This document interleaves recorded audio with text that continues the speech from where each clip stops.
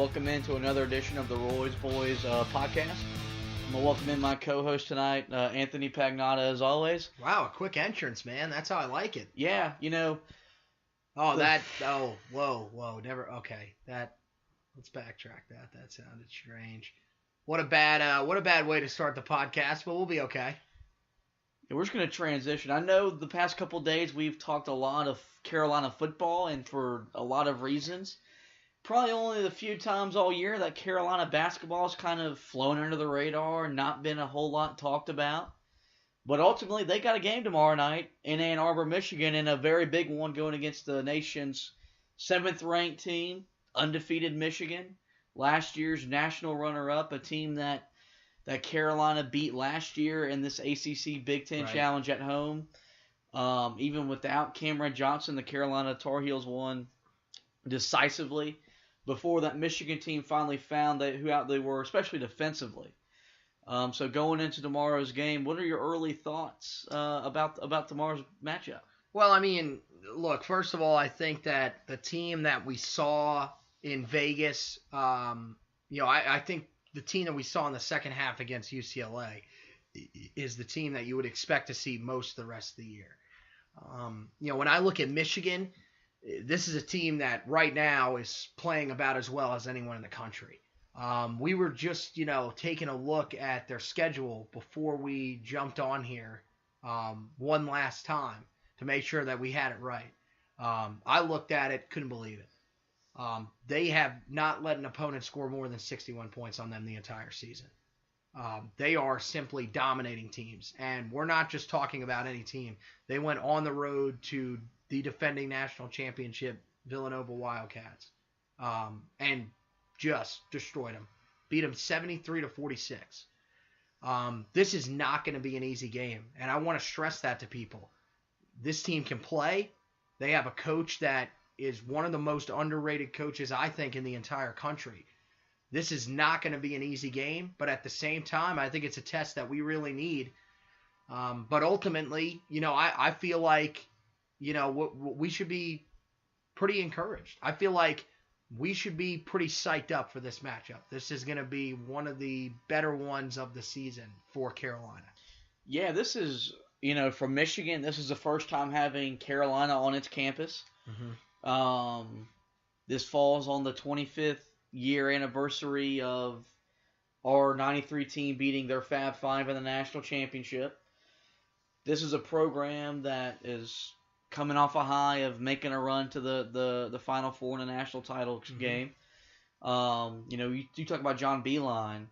I just have this affinity for Michigan coaches with Jim Harbaugh in football, John Beilein in basketball, who, in my opinion, is the best coach in the country who has yet to cut down the nets in April. This team defensively is playing. You look at the numbers, these are Virginia-type numbers, giving up 47 points a game. And this is normally a program we think of that they're going to space you out on offense, shoot the three, right, be able to drive the ball.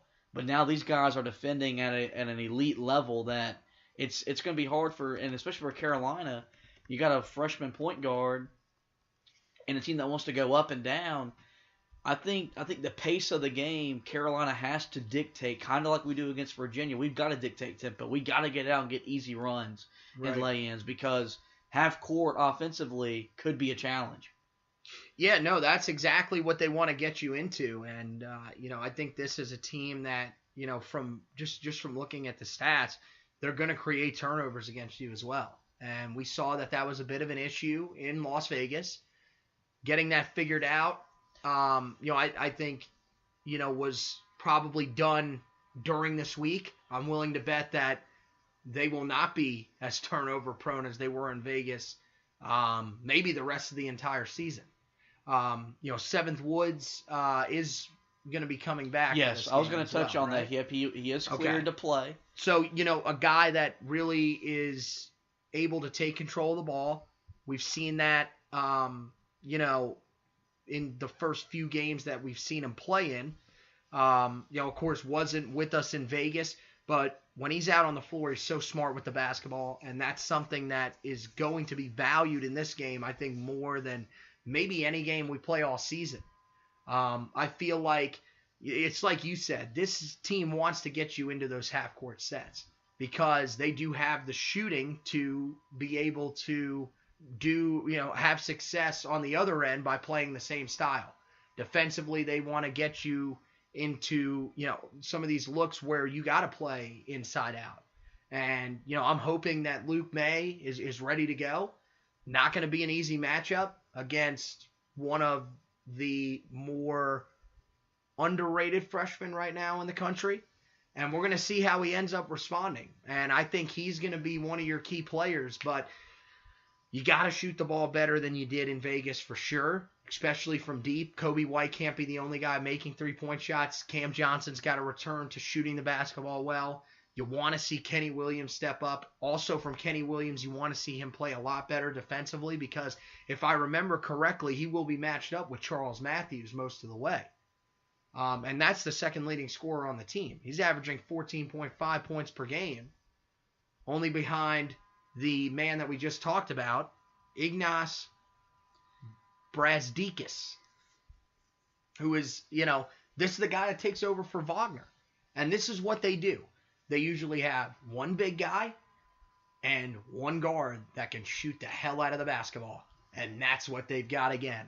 So in order to defend that, I think Kenny Williams has to be on, and I think Luke May's got to be ready to play. Yeah, this is going to be, I think, Texas posed their challenge with pressing. I think Carolina's got to be, especially defensively, they just got to be able to dig into their stance and guard because Michigan is going to use the clock to get the shot they want. They screen as good as anybody in the country, so we got to be effective because we don't switch. We normally fight through, and we got to be clean and effective getting through screens so we don't get caught in mismatches. And you talk about handling the ball. I really thought we missed that in Vegas with Seventh Woods because he's just been so good, running the offense and not turning it over and getting the ball. I mean, he had 15 assists in his last two games before the injury. We get that back, and what's going to be probably outside of Cameron, the toughest environment they play in all year long. The Chrysler Center will be ready to go. You talk about Luke May. He's got to be. He's just got to be better. I think he's got to be stronger. I think he's just been a little too weak inside, a little too soft, a little too much finesse. This kid you're going against tomorrow night is gonna want to play with some physicality. So match that. Oh yeah. And play with the aggression that that you're capable of because when he plays aggressive, he's as good as a big in the country. I'll tell you what's going to determine the success in this game for Carolina. It's going to be on the glass. I'm looking at the statistics right now as they sit in front of me. And the first 6 guys that are listed for the most minutes on the team, they are all averaging 4 or more rebounds per game. These guys are looking to clean glass. You've got to be ready to go. And we've seen some inconsistencies with rebounds. We saw it against Stanford in that second half. And we're saying, okay, maybe we just backed off the gas a little bit. Then we saw it again in the game against Texas. And people were like, okay, now it's a concern. And then we even saw it again in that first half against UCLA. Now, they got it ironed out in the second half. I thought they rebounded much better. But guys like, first of all, Garrison Brooks, got to be better than he was against UCLA. He had 1 rebound against UCLA. You're a center that you've got to get back. I mean, so far prior to that, he had a great season rebounding. And that's what he's got to get back to. Sterling Manley off the bench has to be able to grab those rebounds inside. We want to see Cam Johnson have the performance that we know he's capable of, that he showed us last year in ACC play on the glass. You got to be aggressive and go up and get these rebounds because I'm going to tell you, Michigan is. It's like you said, they will play with a physical edge. We've got to be able to match them. Now, be smart about it. You've got to, we have had some issues with fouls as well. But when you go up for these rebounds, you've got to be aggressive. Don't get beat out for these rebounds because you're afraid of taking fouls. Get up there and get that rebound because Michigan's going to do it to you. Yeah, I'm right with you. Rebounding it can't just be whether it's Luke May or Garrison. This has got to be a night where Cameron Johnson goes and gets you 7 or 8. Right. And Kenny gets you 3 and 4. And Manley comes off the bench and has some energy to his game and gets you 5 or 6. I think Nazir Little, that's one thing because he's so physical when he comes off the bench. Get those, especially on the offensive end. I think this is going to be big for this team because you're going to have to work to score as much as you have all year long. So if you're aggressive on the offensive glass, you're not getting over the backs, and you're able to get easy putback shots, it's going to be key. I think shot selection. I think we can't get caught up in the 3-point shot like we did in Vegas. I don't care if you come out and we start 5 of 5 or whatever. Right. Work the ball inside to get the shot outside. Michigan's going to shoot 35 threes because that's their offense. That's how they play. That's how they get advantage against a team like Carolina because Michigan doesn't have the athlete that we have. But I think we just got to be smart. This is going to be a man's game. And, this is a good time for Kobe White, Nazir Little to kind of grow up in front of the country's eyes. Right. So, I don't know, do you want to go ahead and pick the game? Is there anything else you want to talk about when we talk about this game? Because it's such a big game, but if I'm being honest, I've seen Michigan play a half, and that was against Villanova. Yeah. And for Carolina, we've only seen them play in really 2 games that we can really judge on who they are. So I really think this is going to be a learning experience for both teams. We'll learn out a lot about Carolina. Michigan could kind of cement themselves as a national title contender, Big Ten contender, because you have 2 wins over Villanova and Carolina. That's as good a resume as anybody in all of college basketball. Yeah, no, I mean, there's really not a whole lot more that you can really say. I mean, it seems like that's pretty much the game plan. Dictate the tempo, rebound the ball as well as you possibly can, especially on the offensive end.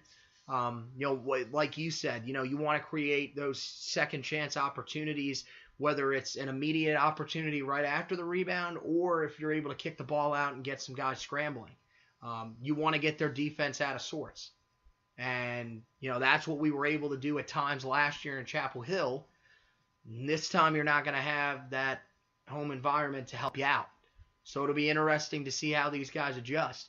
One of the other things that I think, you want to talk about and there's a big storyline in this game and that a lot of people will keep an eye on, this is going to be a fantastic coaching matchup. Both of these guys are guys that you said it. I think Beilein's probably the best yet to win a national championship. He's been to 2 national championship games with teams that, if we're being really honest, were probably not a Final Four purely based on talent team. And, he's that good of a coach. So it'll be an interesting matchup. And I'm thinking, Roy and we'll have these guys ready. They've had time to prepare. I think, these guys know that this is a big game because, if we lose this game, our next game's against UNCW. But then after that, we have Gonzaga and Kentucky coming up. So this is a tough stretch here. This is probably, I would say Kentucky's probably the most beatable. Michigan's the second most beatable, and then Gonzaga, because Gonzaga is really that good. So these guys know this is a big opportunity to prove themselves and show that, look, that Texas game was, a learning experience, but it was nothing more than that. So. Yeah. I mean, I'm with you. This is a game that I think, even though it's only game 8, could really dictate how the rest of this season kind of goes because, like you said, you get this game, then you get another, easy game against Wilmington. Right. And C.B. McGrath, coach for the Roy Williams for a long time, played for him, knows how we're going to play. So that game might not be as easy as you think. And then you have back-to-back weeks with Gonzaga at home. Then you're going to Chicago to play Kentucky. And those are two very losable games, no matter that you have one out on your home floor. So, Right. all of a sudden you lose tonight, then you lose those two games. You're sitting there at 7-4, and we've got a whole different feeling. And I'm with you. I think they had almost 5 days off, which at this point in the year is the most time they've had off in between games. Yep. Enough time for Roy to let them enjoy some Thanksgiving, but also said, hey, we got to get better at not turning the ball over and rebounding and making foul shots and playing defense without fouling inside. But, I think we'll go ahead and just get to the picks. I think in the long run, I think Michigan wins, mainly because it's on their home floor. I think you put this game in Chapel Hill, I think it's a different game. It's up in the Chrysler Center. It's going to be a late tip. That place is going to be rocking. I think they'll feed off of that. Kind of some guys that are on the team last year that got waxed in Chapel Hill, I think they'll be wanting some revenge. Another statement game for them.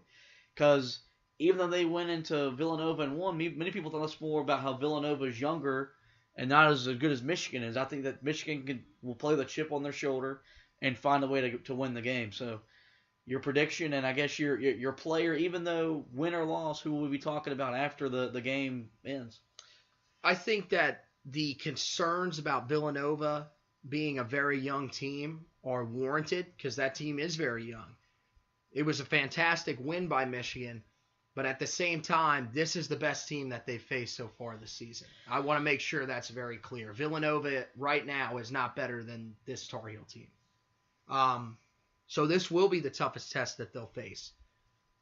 We are going on the road, but I believe the layoff, I believe the fact that they've dropped to a number 11 in the country, and frankly, no one's talking about them. Everybody wants to talk about one team nationally, and that's Duke. I think that's going to motivate these guys, and maybe they come out and get a statement win. I don't think it's going to be anywhere close to the blowout that it was last year. I think it's going to be a very hard-fought game. In the end, I think Roy Williams is able to make the plays late, able to set up what we need to be made late. I think, if I'm looking for a guy that I think is going to be the standout guy of the group, I think it's got to be Luke May. It feels like these are the types of situations where he bounces back in. And you're going up against a guy that is going to be the best player for this Michigan team in Brazdeikis. I'm trying. Yeah. Better you than me. And I mean, look, I think that most people coming into this game with how he's played in the last two games, most people will be saying, well, Brazdeikis is the better player heading into this game. I think Luke May takes that as a challenge. I'm willing to bet that Coach Williams has challenged him to step his game up because what he was in Vegas is not what he needs to be. And he'll come out and have a fantastic game. I think Carolina pulls it out late, something around like an 89-84 type victory on the road. Okay. I ultimately hope you're right. I hope we'll be, singing the fight song after tomorrow night with the joyous victory. And I guess we'll have to see and how it plays out. So we're going to transition from the Michigan preview to our discussion topic of the week. And this is one that I was thinking about earlier today when I was thinking about how I wanted to lay the show out. This is like the 21st year or 22nd year, I think, of the ACC Big Ten Challenge. Something started way back in the 90s just to get interconference play and some bigger matchups. And I guess my question to you is, has this particular challenge run its course? And would you like to see Carolina or the ACC in general go to a different conference? And if so, who? Well, first of all, let me say that I would not want to see them go to a different conference because I would know who that conference would be. It'd be the Big 12, and we would have to play Texas. I never want to play Texas ever again if possible. But in all seriousness, I would not want to see them go to a different conference as a whole for the ACC because I feel like the Big Ten is about as close to the ACC as you can possibly get. I don't think any other conference is as balanced. If you go and do a challenge with the Big 12, that also means that 5 of your teams have to sit out. Right. When you play the Big 10, only 1 of your teams has to sit out. Which this year, I don't even know. Oh, I think Wake. I think Wake is the one who sits out this year. Which, let's be real honest, that team can't even beat Houston Baptist, and they struggled tonight with Western Carolina. They don't need to play a Big 10 team. So that worked out pretty well. But I think top to bottom, the matchups are pretty good. We saw it tonight. Virginia Tech faced off against an unranked Penn State team, and Penn State got beat. Currently, as we sit here and do the podcast, Pittsburgh team that last year went 0-19 in conference is going on the road and beating a 14th ranked Iowa team that beat Oregon earlier this year. This is a pretty balanced tournament. The only thing that concerns me is the fact that for the second straight year, we're facing Michigan, and is Duke not facing Indiana for the second straight year? Yes. I thought so. Why are those two teams matching up with the same teams? You got to have a little bit of a rotation. I understand that. It might create some matchups that some years people might not like. But at the same time, you never really know what to expect. Remember, we never thought that Iowa would give us a tough test whenever we faced them, and they did.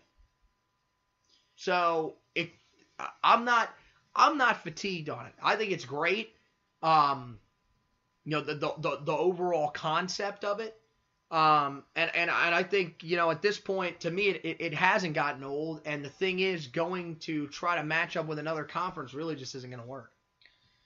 Yeah, no, you know me, I'm a big fan of these kind of things. I think it's good for a sport that is driven by blue bloods as much as any other sport we have. You're having Duke and Indiana playing, two historic programs. You got Carolina and Michigan playing, two storied programs. I think, like you said with matchups, Carolina has yet to go to Madison. And that's a program that's made a Final Four, made a national championship game. I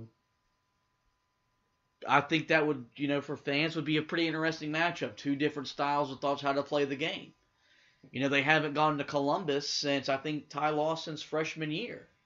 That's still been a fairly successful program under Thad Matta, and now team's ranked this year. Yes. So and so I think that they could get better at like you said, switching around the matchups. Ultimately, you do Carolina and Duke against whoever because those are your two biggest names from your conference. Right. So you want them playing the big names, but also, send Duke on the road a little bit more often. We wouldn't complain about that at all. But also let Carolina go to Madison, and let's go back to Columbus.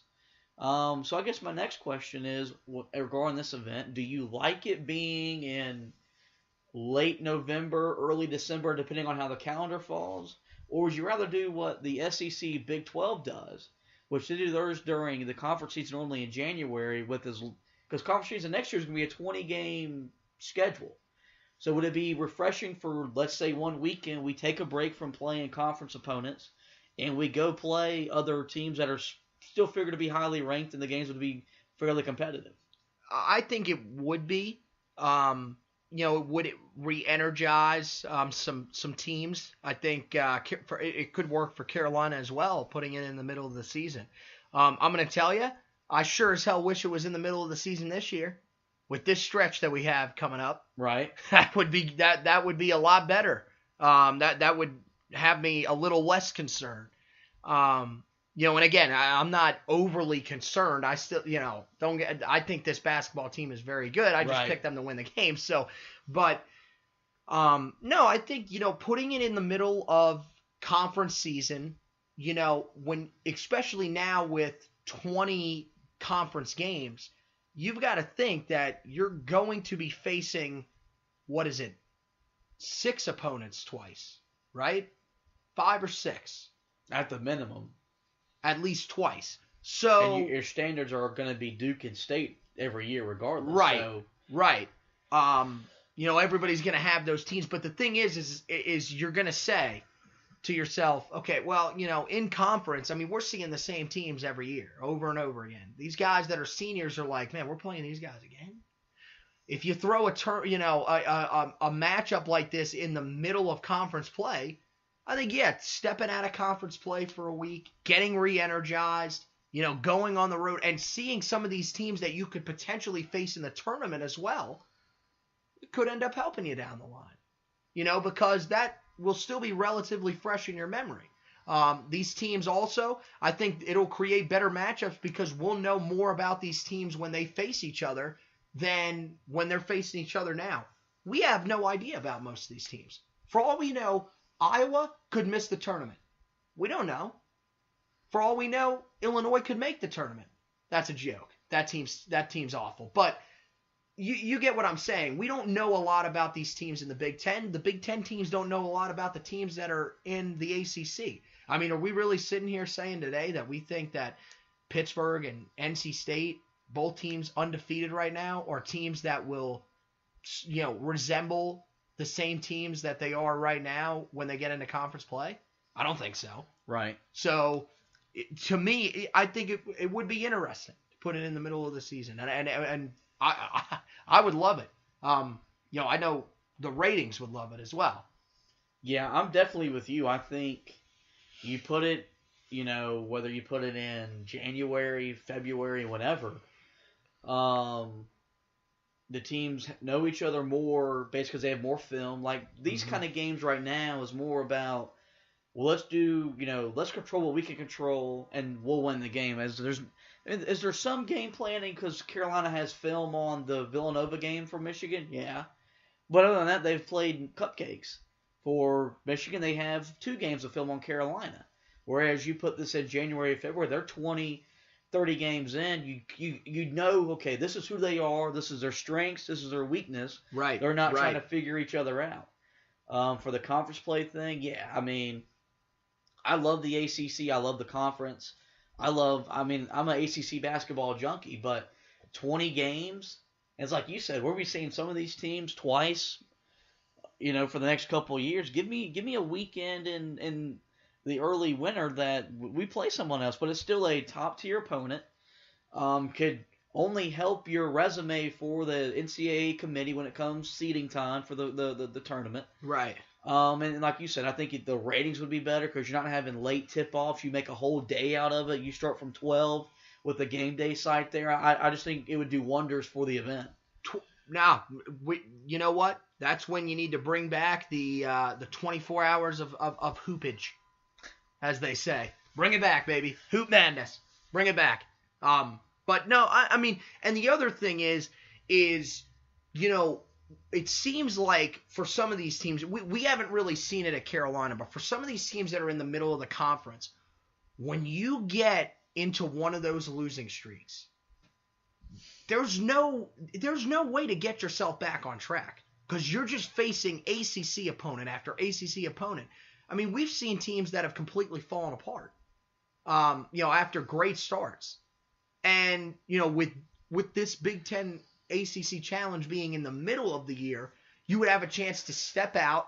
Maybe you face an opponent like, let's say, an Illinois or a Northwestern, which really isn't, they're not really that good now, a few years removed from their tournament berth. But, playing against a team like that, you may have a chance to at least sort of take a step back, get a nice win for your team, and maybe get them going back in the right direction as they step back into conference play. I think that could help some teams. It could also hurt some teams, but in the end, I think it would be, here's the thing, at least you could experiment with it. We're not saying if you do it for 2 or 3 years and it doesn't really work out, you can always move it back. That's always an option, at least I think, unless you got some TV deal for, you signed some massive TV deal for the weekend for like 7 or 8 years. But I don't think that's how they would go about it. So, yeah, no, I think it would be an interesting concept, and it would definitely get fans more energized, I feel like. Because they would get to see some different teams. A lot of these fans, if we're being really honest here, if you have a football school, most of these fans are not watching college basketball right now. So they're not quite as into it, meaning the ratings for the Big Ten ACC Challenge probably aren't as good as they possibly could be. Yeah, I completely agree with you on that front. So we're gonna start winding down. This is a much shorter edition of the Roy's Boys podcast. Just the nature that Carolina was off for an extended period of time. Only one game to preview because Carolina goes where they play tomorrow. Then they're off, I believe, until next week when they play Wilmington. So we're gonna kind of slate. We're gonna do one a week. And that's okay because it's holiday season and all that kind of stuff. Right. We'd like to mention that, Seventh Woods is cleared to play tomorrow after his concussion in practice last week while the Heels were out west. Kobe White did win the ACC Freshman of the Week for his performances against St. Francis and then against his show out against Texas and then UCLA. Is there anything else you have to add to this podcast? No, I think we're all good. Okay. All right, guys. Well, I'll let you run through because we are getting closer to all of our sites that they can reach out and subscribe to. So you can run them through that. Yeah. So this will be the 5th edition of the podcast. That means that we will be able to submit the podcast to iHeartRadio, which is one of the streaming sites that you guys can listen to it on. You can also listen to my podcast on there. That's it takes a little bit of time to get enough episodes. They want to have some sort of sample that they can look through. So when we'll submit it to them, we'll submit it to iTunes as well, Spotify, all those great things. You can find it on there. The TuneIn app, we'll try to get it on there as well. And then also Google Play. We'll also try to throw it on there as well. But of course, you can always listen to the podcast straight up right on Spreaker.com, which does a great job, gives you great access to be able to, do what we do. And so far, I think everything's gone pretty smoothly with both podcasts. Yeah, that's good. I know I enjoy doing them, football and basketball. Oh, yeah. So hope y'all guys check it out. If it's something y'all want us to talk about, Anthony and I directly, always hit us up on Twitter. We live on that app. And we always, we're trying to cater to y'all more than anything. So feel free to Right, you're the ones that listen to the show, so yeah. Feel free to hit us up and we'll discuss what you want to talk about. So I think this is going to end it for today's podcast. Thank you for joining me. Hope you guys get to listen and go Tar Heels.